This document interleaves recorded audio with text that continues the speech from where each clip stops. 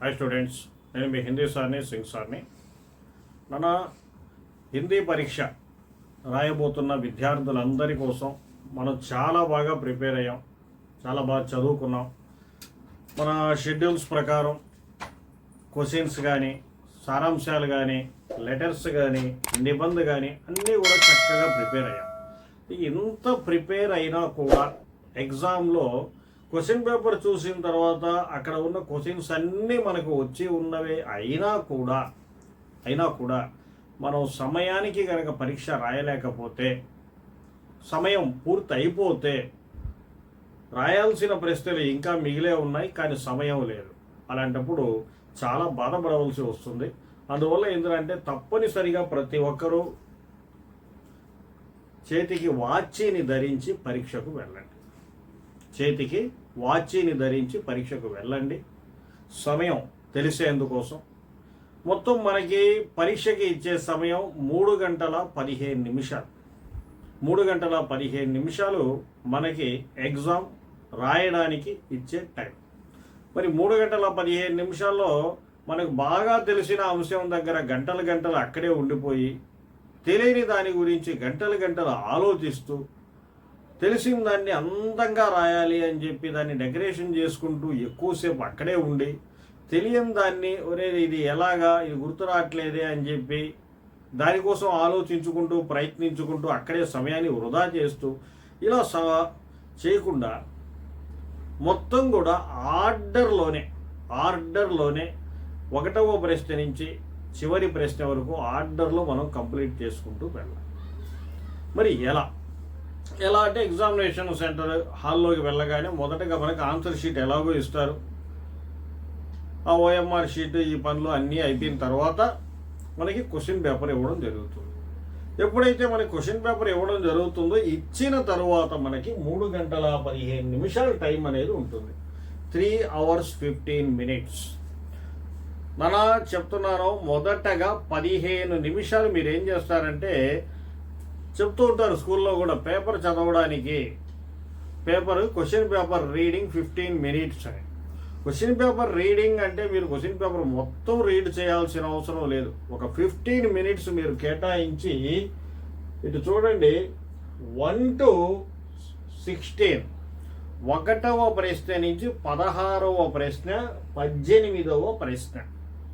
18 కూడా బ్లాంక్స్ ఉంటాయి, లేఖకు పరిచయం. క్వశ్చన్ పేపర్లో చక్కగా 1వ ప్రశ్న నుంచి 18వ ప్రశ్న దాకా ఆన్సర్స్ని ఊరికనే చిన్న హింట్, చిన్న గీతలా గీసుకోండి పెన్సిల్తో ఆన్సర్ని 1 నుంచి 12 దాకా అన్నీ కూడా ఆప్షన్స్ ఉంటాయి. 3 ఆప్షన్స్ ఉంటాయి. కరెక్ట్ ఆన్సర్ ఏదో అక్కడ చిన్న ఒక డాట్ పెట్టుకోవడం, ఏదో మీకు గుర్తుగా ఉండడం కోసం ఒక డాట్ పెట్టుకోవడం, ఏదో ఆన్సర్ని నోట్ చేసుకోండి. అలాగే 13, 14, 15, 16 ఇక్కడ కూడా ఏంటి, పఠిత పద్యం, పఠిత గద్యం. ఇక్కడ ఎందుకు అంటే క్వశ్చన్ ఇస్తాడు, ఒక సెంటెన్స్లో ఆన్సర్ రాయాలి. ఆన్సర్ ఎక్కడ ఉందో అక్కడ ఒక అండర్లైన్ చేసుకోండి, లేకపోతే బ్రాకెట్ పెట్టుకోండి.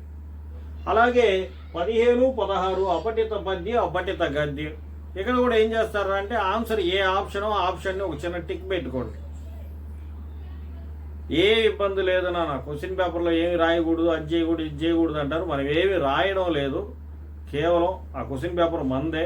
కావాలంటే దానిపైన మీకు హాల్ టికెట్ నెంబర్ వేయండి, చిన్న గీత గీసుకుంటున్నాం అంతే, ఏ ఇబ్బంది లేదు, ఏం భయపడాల్సిన అవసరం లేదు, అలాంటి మాటల్ని నమ్మాల్సిన పని లేదు.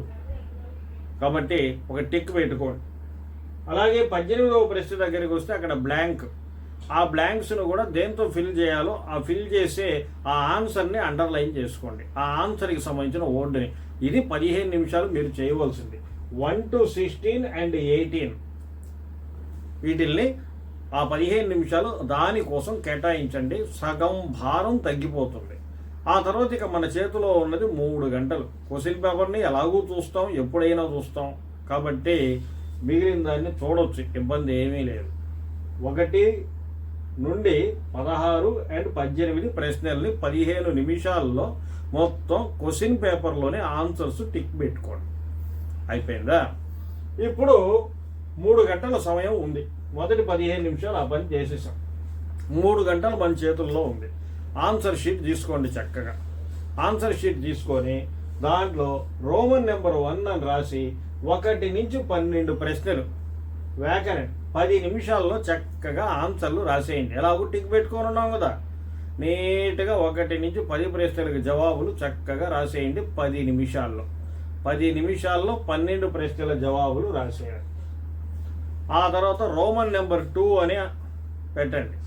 13లో 5, 14లో 5, 15లో 5, 16లో 5, మొత్తం ఈ 20 ప్రశ్నలకు జవాబులు రాయడానికి 30 నిమిషాలు సరిపోతుంది. ఒక్కొక్క దాన్ని 1.5 నిమిషం రాస్తున్నాం, 1 నిమిషం 15 సెకండ్లు రాస్తున్నాం కాబట్టి సరిపోతుంది. అరగంటలో 13, 14, 15, 16 చక్కగా రాసేయండి. రోమన్ నెంబర్ 3 అని పెట్టండి.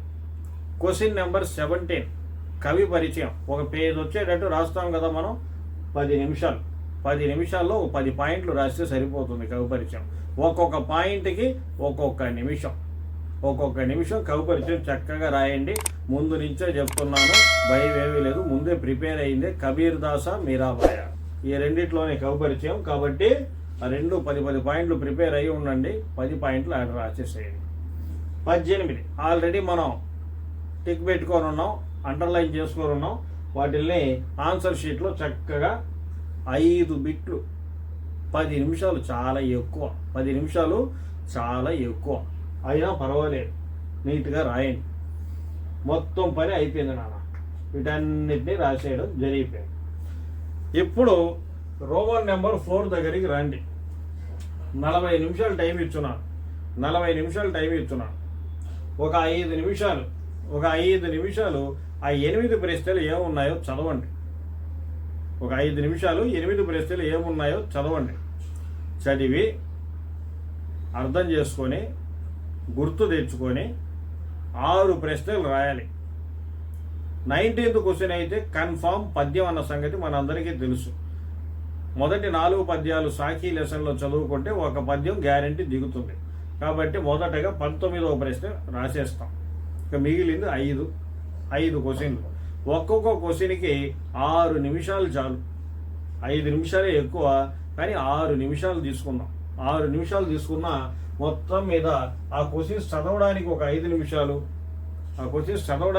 నిమిషాలు, రాయడానికి ఒక్కొక్క దానికి 6 నిమిషాలు, మొత్తం కలిపి 40 నిమిషాల్లో ఈ షార్ట్ క్వశ్చన్స్ కంప్లీట్ చేసేయచ్చు. ఆ తర్వాత రోమన్ నెంబర్ 5 దగ్గరికి రండి. రోమన్ నెంబర్ 5 దగ్గరికి వస్తే 27, 28 క్వశ్చన్స్. నేను ముందు నుంచే చెప్తున్నాను, కన్ఫామ్గా దిగేది మీరాబాయి పోయిట్రీ, ప్రోజ్ నుంచి బడేబాయి సాహబ్. మిస్ అయితే మీరాబాయి కాకుండా పర్వత ప్రదేశ్ మే పావస్, బడేబాయి సాహబ్ కాకుండా పతఝర్ మే టూటీ పత్తియాలో జైన్కి దేన్. దానికే మనం ఇంతకుముందు సెకండ్ ప్రిఫరెన్స్ ఇచ్చుండేది కూడా. కాబట్టి ఆ 2 సారాంశాలని మనం ముందే చక్కగా చదివి పెట్టుకున్నాం కాబట్టి మళ్ళీ కొత్తగా గుర్తుకు తెచ్చుకునే పనేమీ లేదు. పేపర్ తీసుకున్నామో లేదో దిగిందా, ఓకే స్టార్ట్ రైటింగ్ అని చెప్పేసి నీట్గా 15 నిమిషాల్లో పోయిటరీ సారాంశం, 15 నిమిషాల్లో ప్రోజ్ సారాంశం, ఒక 2 పేజీలు రాసేస్తాం, అయిపోతుంది. ఆ తర్వాత క్వశ్చన్ నెంబర్ 29 దగ్గరికి వద్దాం. క్వశ్చన్ నెంబర్ 29 దగ్గరికి వస్తే అక్కడ లెటర్ రైటింగ్ రాయాలి. ఒక 1.5 పేజ్ లెటర్ రైటింగ్ రాస్తాం. 3 ఇంతకుముందు కూడా చెప్పున్నాను, ఇప్పుడు కూడా చెప్తున్నాను. छुट्टी पत्र, पुस्तक विक्रेता को पत्र, पिता को पत्र या मित्र को पत्र, వీటిల్లో నుంచే లెటర్ ఉంటుంది. అవి మనం ఆల్రెడీ చదివాం. మ్యాక్సిమం చుట్టి పత్రం, పుస్తక విక్రేత అని దిగే అవకాశాలు ఉన్నట్లు నా మనసు చెబుతుంది. వీటిల్ని చాలా చక్కగా ప్రిపేర్ అయి ఉండండి. 15 నిమిషాల్లో లెటర్ కంప్లీట్ చేసేయవచ్చు చక్కగా.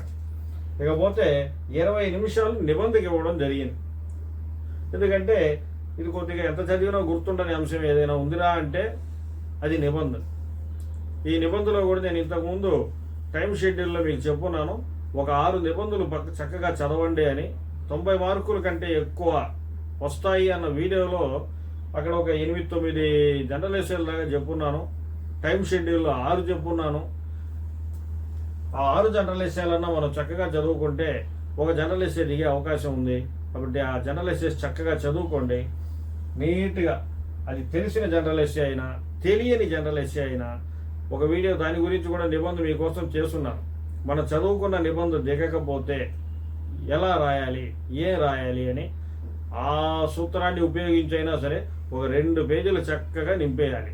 అలా నింపడానికైనా ఆలోచించడానికైనా ఒక 20 నిమిషాలు మనకు కావాలి. సో ఈ 20 నిమిషాలు ఇంతటితో చూడండి నాన్న, మనం ఆల్రెడీ క్వశ్చన్ పేపర్ ఇవ్వగానే ఒక 15 నిమిషాలు 1 నుండి 16, 18వ ప్రశ్నకి ఆన్సర్స్ టిక్కులు పెట్టడానికి, బ్రాకెట్లు పెట్టడానికి, అండర్లైన్ పెట్టడానికి కేటాయించాం. ఆ తర్వాత వీటికి టైం వారీగా ఇవ్వడం జరిగింది. ఈ టైంలు అన్నిటి కూడా నోట్ చేసుకోండి. చేతికి వాచ్ తప్పనిసరిగా ధరించండి. సమయం చూసుకుంటూ పరీక్షను మాత్రం రాయండి. ఇలా చేస్తేనే మనం సక్సెస్ఫుల్గా కంప్లీట్ చేయగలం. హిందీ చదవడం ఒక ఎత్తు అయితే టైంకి కంప్లీట్ చేయడం ఇంకోటి ఎత్తు. క్వశ్చన్ పేపర్లో అన్నీ మనం చదివినవే ఉంటాయి, కానీ సమయానికి మాత్రం పరీక్ష రాయలేము, మార్కుల్ని పొందలేము. బయటకు వచ్చి అన్నీ నాకు తెలుసురా అయినా నేను రాయలేకపోయాను అని బాధపడే చాలామందిని నేను చూస్తున్నాను. కాబట్టి సమయ పాలన చాలా చాలా ముఖ్యం. దాన్ని పాటించండి. ఇలా కనుక పాటిస్తే 15 నిమిషాలు రీడింగ్ అయిపోయిన తర్వాత చూడండి, మొత్తం కలిపి